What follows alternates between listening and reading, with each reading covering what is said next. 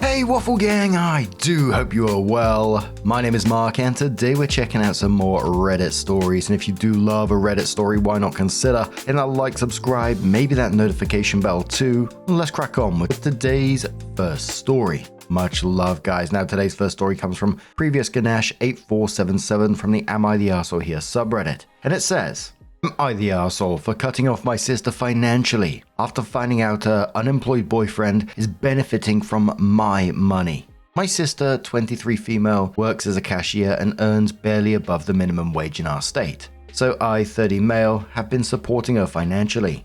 I pay half her rent and her utilities and regularly send extra money for things like groceries or hair appointments or whatever she needs money for. I never really minded because I earn about 4 times what she does. About 5 months ago, she started asking for money much more often. She always had a reason, and I sent her money without question because I want her to feel I will always help her out. Then last week, I ran into her at a club with a guy, Jake, 27 male. She introduced as her boyfriend. When I asked how long they had been together, she said a few months, which surprised me since I knew nothing about it. She got evasive and annoyed when I asked her more questions. That made me uneasy. I just wanted to make sure my sister was with someone decent, you know? So I called one of her friends the next day and asked about Jake. The friend didn't have a high opinion of Jake. She told me Jake has basically been unemployed for over 2 years because he can't keep a job. He moved in with my sister 4 months ago after they had only been dating for a month. He stays home while my sister goes to work and isn't really doing much to get a job.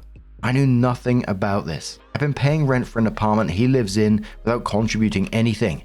I also realized that my sister's increased request for money lined up with when he moved in with her, which means most of it has probably been going to him. I confronted my sister about it. She said she didn't tell me about the relationship because it was still developing. I told her I would stop covering half the rent going forward since she now has a roommate who should pay the other half. I will still pay the utilities, but I'm cutting back on any extra cash. She got upset and asked how she was supposed to manage on her income. I pointed out that she now has a partner. Surely he can subsidize. She told me he does not have a job. I responded maybe it was time he got serious about finding one. I made it clear I didn't trust the guy. Someone being comfortable depending on her so early in a relationship felt like he was taking advantage. She accused me of being judgmental, saying he's just going through a rough patch and needs her support until he can get back up. She also accused me of trying to control her life because I help her out financially and have no right to meddle in her personal life. We have not spoken in days and now I feel conflicted. I genuinely believe he is using her and she's using my support to enable it. I'm not trying to control her life, but I don't like her being taken advantage of. Am I the arsehole? Edit. Apparently people are shocked that I give her so much support. My sister and I got closer following the death of our parents a few years ago and I've taken care of her since. I've never minded until now, but perhaps it's time she learns to find her own footing. You know, OP initially helping out his sister out of love after they lost their parents and he stepped up. I think that's a lovely thing, and I think if one of my brothers was in a situation where I felt like I could help them, I absolutely would. But now it feels like it's gone so far that he's just being taken advantage of. And of course, OP's absolutely right to be concerned about what's going on. Jake enters into the picture who hasn't held a job for 2 years. Moved in after a month of dating, and I mean, she must have known that OP wasn't going to be happy about the situation, hence it's been kept a secret for months. But it also becomes difficult because if you want to maintain this relationship with your sister, if you push back on her, you're going to push her closer to Jake basically, aren't you? Now, I'm not suggesting that OP suck it up and be taken advantage of further because that's absolutely not the way, but maybe there's a conversation to be had here. But then again, maybe not. But a commenter says, I wouldn't be paying the utilities either. Affectionate Draw says, nope, OP is being had. Jland 2004 says, absolutely. He doesn't make much money, 4 times minimum wage. He shouldn't have been helping so much even when it was just her. The problem with handouts is that 9 times out of 10, the recipient isn't appreciative and begins to feel entitled. Classic ad says, your sister found herself a hobosexual. You need to be firm with her. No rent money, no extra money, and starting next month, no utility money. Restaurants, cleaning services, grocery stores, and food delivery companies are always hiring. Jake could get a job if he wanted. He doesn't. I agree with you, she has a boyfriend/roommate and he can pay his half of everything. I bet the increase in money requests wasn't just for food. They were also for his cell phone, gaming subscription, and new clothes, maybe even his car payments, gas, and insurance. You weren't just helping her, you were outright paying for him. Your sister basically stole from you. Time to turn off the money tap, permanently. Do you really think this is the first time she lied about supporting a deadbeat boyfriend? So it was 2 months later that Opie did update the post and says, I don't know if anyone still cares, but it's been almost 2 months since my first post and thought I would post an update after recent developments because a couple of people have been asking me about it. Following my post and your comments, I decided to follow through with my decision to stop paying half the rent for my sister as well as half the utilities. It was a terrible feeling, honestly. I felt like I was failing the promise I made to her to always be there for her after our parents' death. I tried texting her a couple of times to check on her, but her answers were always very cold and passive-aggressive about just how happy she was with her homosexual boyfriend. Thanks, Reddit. I resorted to getting updates from a friend, the one who told me about Jake, until my sister found out and crashed out on her and called her a traitor. Apparently, Jake convinced her to cut her friend off for being toxic, and she did. She called me and told me to stop trying to meddle in her life since I refused to help her anymore. I decided to give her the space she wanted, and I didn't hear anything from her over the last 3 weeks or so.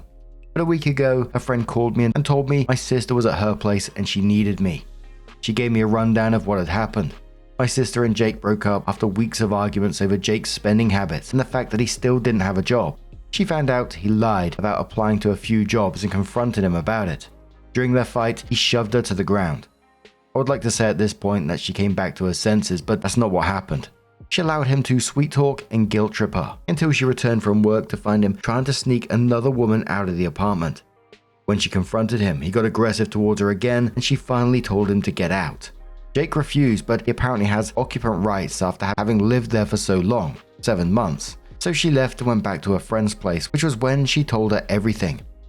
I drove over there immediately. My sister could barely look at me because she was ashamed.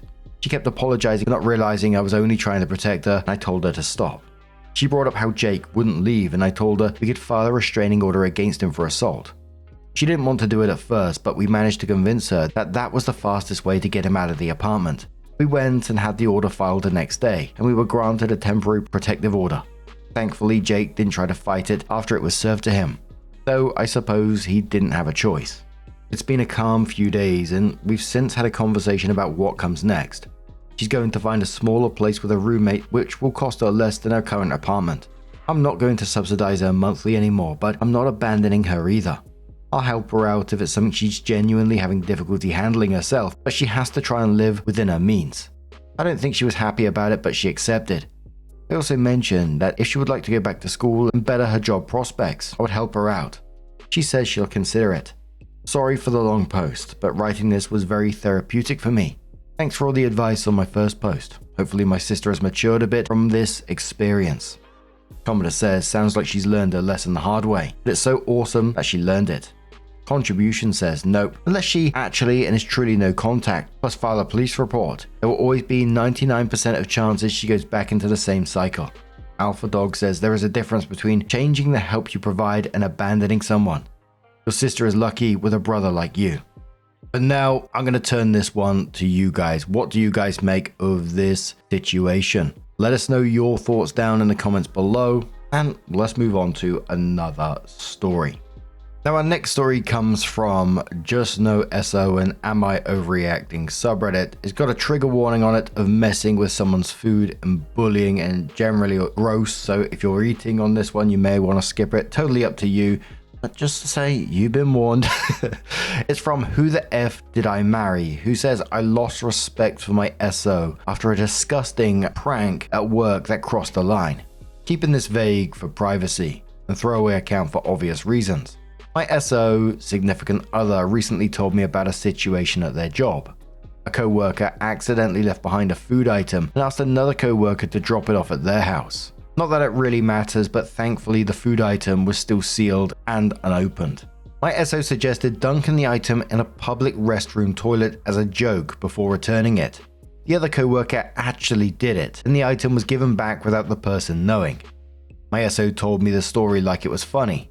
I was disturbed. It feels immature at best and unethical at worst.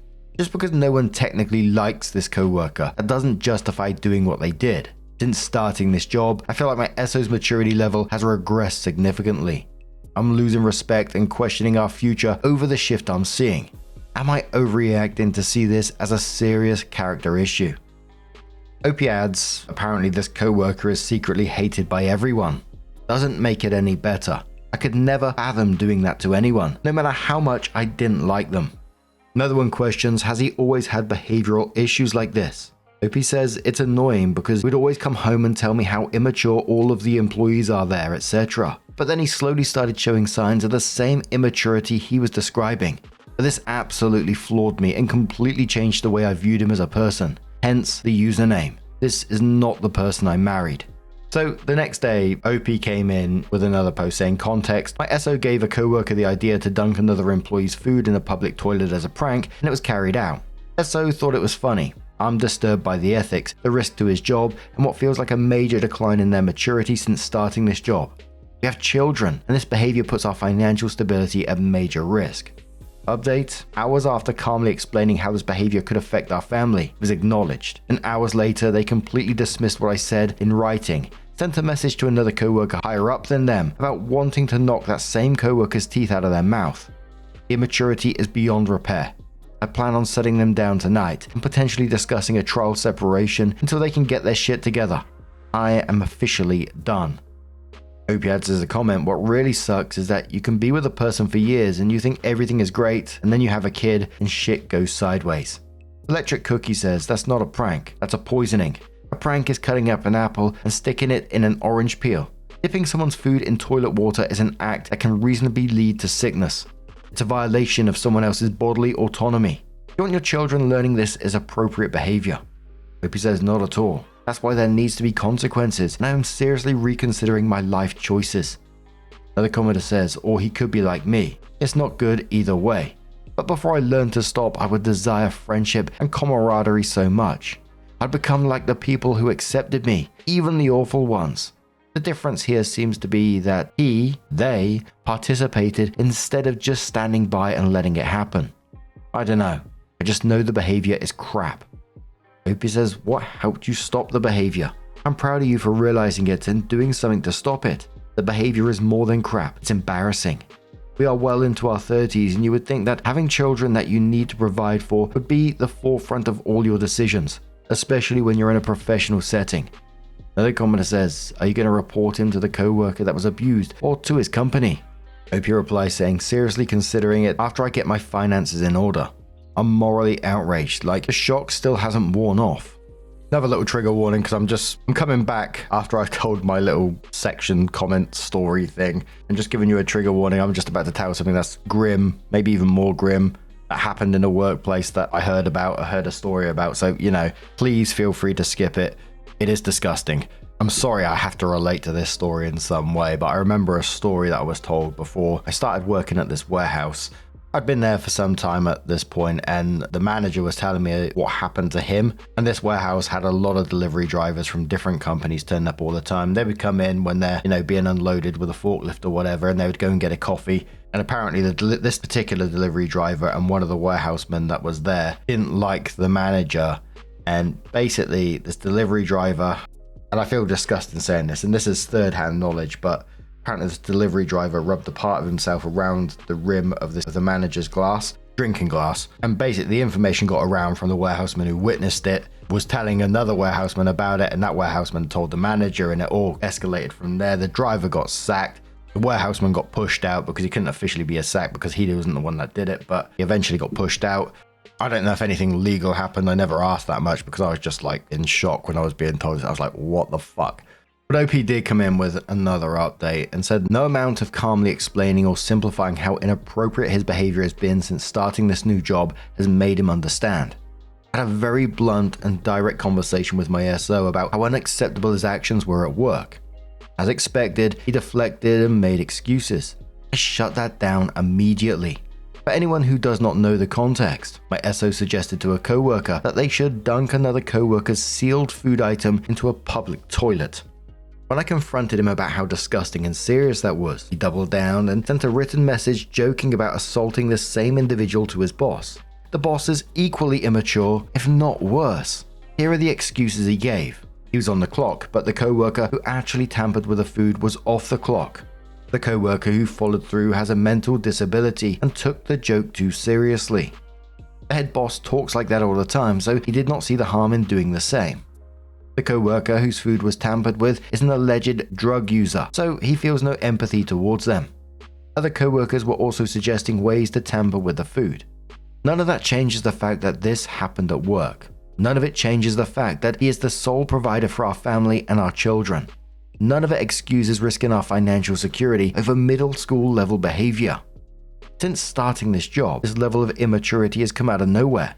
What concerns me the most is that he does not fear consequences because he believes the co-worker will never find out. He does not believe there will be legal or professional repercussions. He does not know that when I'm financially able to, I plan to inform the employee about what happened. I've sacrificed everything to be a stay-at-home mother. I do not have my own income. I do not have a village, so for him to claim the weight of being the sole provider while actively putting our livelihood at risk feels like a slap in the face. My focus is my children. I said what I needed to say. What he chooses to do from here will determine his own future. I made it clear that this behavior is divorce-worthy. I cannot leave immediately because I will not make my children homeless. But I'm done tolerating this. I find a way to create income and stability for myself one way or another. I am done. The way Bits has been following this. I think it's got to the point where you need to consult a lawyer and not Reddit keyboard lawyers if this is true. Opie says, I'm hoping I can find a lawyer in my area that can give me a free consultation. And you can't blame Opie at all for feeling that way. You know, it's not just about the prank itself, and the prank is bad enough, don't get me wrong, but it's all the excuses, the deflection afterwards. Instead of stepping back and thinking, geez, that's fucked up, just trying to excuse it, you know, my boss does it, or the victim probably does drugs. And it just sounds like OP's seen enough and is checked out, which again, you cannot blame them for. But what do you guys make of this situation? Bloody hell. Let us know your thoughts down in the comments below, and let's move on to another story. Now our next story comes from Puppy Problems 23 from the Am I the Arsehole subreddit. And it says, am I the arsehole for getting our neighborhood dog Olympics cancelled? I understand that this is a silly issue to have, but it's an issue we have and I need advice. 5 to 6 years ago, my HOA decided our neighborhood is boring and encouraged people to come up with ideas and activities to liven things up. This, my Pup Olympics, was born. It's just the neighborhood dogs competing poorly in different silly events for 2 days and being rewarded with treats. Early on, there would be prizes for the owners of whichever dog won each event, and it really was all fun and games. After a couple of years, we started doing a paid entry for each event, and the money went towards cash prizes and a donation to a really great local animal shelter, where lots of us got our pups. Might be worth it to note that most people in the neighborhood choose to donate their cash prize towards the shelter fund, so we usually come up with a pretty great donation. People look forward to the Olympics every year. It's ridiculous, but it's fun, and we all loved it. 18 months ago, a new neighbor moved in, and she has a poodle who frequently competes in and wins dog competitions. This dog has 1 million followers on Instagram. We all follow the page and obviously root for this dog in the competitions. No issue with the dog itself. However, it ruined Pup Olympics last year. This dog swept every single competition. There is literally one event for senior dogs that it didn't qualify for, and that's the only one that this poodle didn't win. We all just kinda stood there for 2 days and gave cash prizes to the same woman for every event. To make matters worse, she also didn't donate a single extra penny to the shelter fund. Bonus, am I the arsehole, or if I'm wrong for being judgy here. This has taken an event for families in kind and turned it into something it was never meant to be. It's like having a professional athlete compete at a high school field day. So Pup Olympics are happening soon, but this year my committee decided on no competition dogs rule to make it more fair to the other owners and families. The poodle owner got notice of this and has gone ballistic. Our HOA had a committee meeting and decided in her favor that we couldn't exclude her or a dog if he wanted to have the competition in the neighborhood. I thought about it and then just went ahead and sent a cancellation notice out. Somebody from the HOA board tried to pull it back together, but it just isn't getting much interest. Now the poodle owner has sent me multiple vindictive messages implying that I did this to hurt her personally, and the neighborhood is split 50-50 on who was in the wrong. So am I the arsehole? I think OP's comparison was absolutely right. It's like having a professional athlete compete at a high school field day. And, you know, from the poodle owner's perspective, I'd be embarrassed. And don't get me wrong, I understand that this person probably puts a lot into their dog, works with their dog every day, all that kind of stuff, and is very proud of their dog and wants to show it off. And I get that, and maybe like one competition you'd win, but winning all of them, taking all the money for all of them, and getting mad that people are upset with it, it's just, come on, read the fucking room, man. Like Opie said, it's a fun event for the neighborhood. Families, kids are involved, and they're wanting to show their dogs off too, with a chance to possibly win. To take that away from them, I don't get it. The commenter said to OP, not the arsehole. If you had a race for neighborhood kids and an Olympic gold medalist runner showed up to enter, that'd be an arsehole move. This is no different, and the fact that the owner can't understand why a precious shouldn't be allowed to dominate the amateur competitions shows a huge lack of awareness. Another commenter says you should change the event so that the show dog can't win. Event 1, pup missing pup missing the most teeth. Event 2, pup that gets the messiest while eating, pie plate filled with peanut butter and whipped cream. Event 3, most overweight pup. Event 4, pup with biggest/smallest footprint. Have pie tins with plaster in it so the pup can make an imprint that the owner can keep after the Olympics. Event 5, bobbing for biscuits. Event 6, 100-meter squirrel chase. Event 7, speed sniffing. Hide some small scented toys in the play area and time which dog finds the most in the shortest amount of time. Event 8, tug of war. Event 9, 50-yard dog paddle. Event 10, wiggle butt freestyle. Have the audience vote on the wildness of the wiggles or the most wiggles in 1 minute. Event 11, best treat hunter. Event 12, freestyle howling. You lot can have a lot of fun thinking up bizarre events that the poodle wouldn't be a shoo-in. Another commenter says you are absolutely not the arsehole. I have a suggestion. 1. Remove all the cash prizes to people. Have the cash prize for winning go to the shelter instead. This donation courtesy of Brutus Bumblewoof, best in show. 2. Make a huge deal about second place winners. Another commenter says, this person honestly sounds like the majority of people who participate in competition dog stuff of all forms. I have a show dog. He did the show circuits, and dealing with the people was hands down the worst part of it. While it wasn't every single person, the vast majority of them were atrocious. The backstabbing was rampant, constant stories about this person or that person, the awful things one person or another did. The worst part was that while a lot of it was made up, an uncomfortable amount of it was absolutely true. At the dog shows, the stuff people did to the dogs was awful. Someone shoe polished a white dog at one. Another one in Texas had someone going around unplugging a couple of the RVs with dogs in them to knock out their air conditioners, and throughout it, an unusual number of dogs just kept getting sick. My little guy was poisoned at least twice at dog shows. The first time he got the runs for a couple of days. The second time was so bad I had to take him to the vet, who is the one who clued me in on him probably having been fed laxatives. It just wasn't something I would ever have expected. I watched him like a hawk until he met his requirements at the show. He still does competitive stuff. There are awards, but I just do it with him because he enjoys it. Most of the people are still awful, but I've been lucky to find enough people in different groups who actually like dogs. I cannot imagine trying to deal with a fun thing and having one of the bad ones show up. It would absolutely ruin it, and I agree with you cancelling it. Not the arsehole. Holy shit, I'm kind of like shocked, but not surprised at the same time. Like the commenter said, it's not going to be all people, but from their experiences, that sounds wild, right? Another commenter says, not the arsehole. Your volunteers. She can organize her own dog Olympics if it's so important to her, and she has so much support. Once something is not fun anymore, you have no obligation to volunteer your time to make it happen. People feel so entitled to volunteers' energy and effort sometimes. I run a number of volunteer situations. The largest one is a farmer's market that happens on Sundays. There is one lady who complains ad nauseum that it should be on Saturdays instead so she can attend. However, the market is 15 years old and has always been on a Sunday. There is another local competing market that happens on Saturday. Most of our vendors attend both markets. Our volunteers prefer Sunday, etc., etc. There are countless reasons not to change it. Every time she brings it up, I tell her warmly that I'd love it if she wants to organize a Saturday market.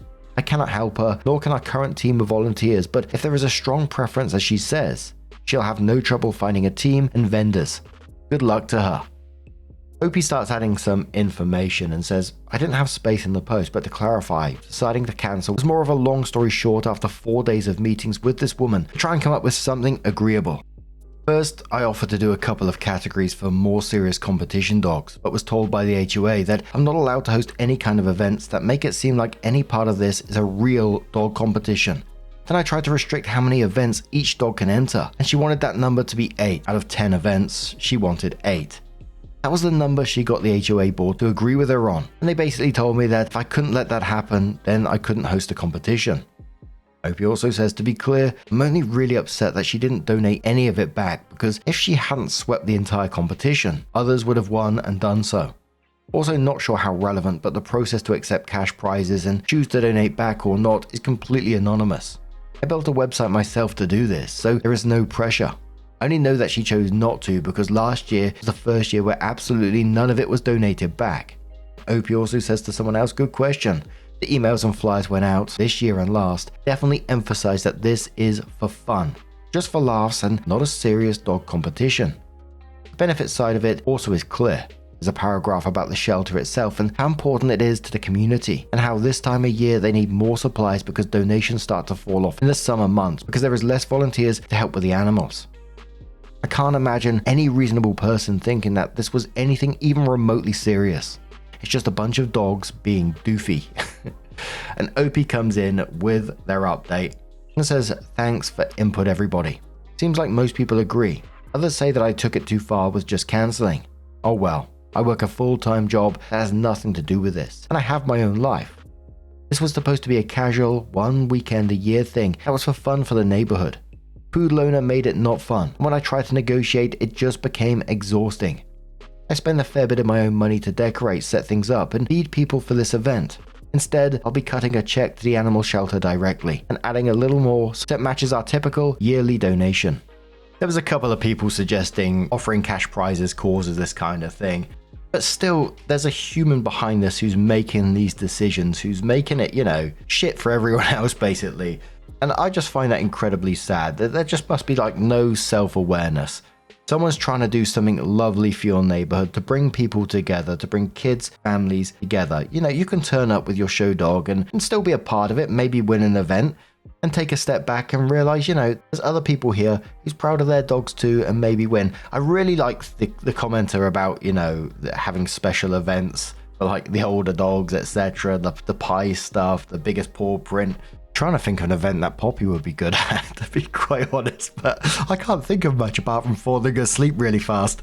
Bless her, she's a little menace, isn't she? But I turn this to you guys. What event would you add to this dog Olympics? What wild event do you think would be good? And would your dog be good at it? Let us know your thoughts down in the comments below. Now, just a huge thank you for being here today, getting involved in the stories. Your love, your support, your time, it always means the absolute world to me. So thank you so much for being here. Truly, it's absolutely amazing. And hopefully, we're going to see you in the next one. Take care and much love.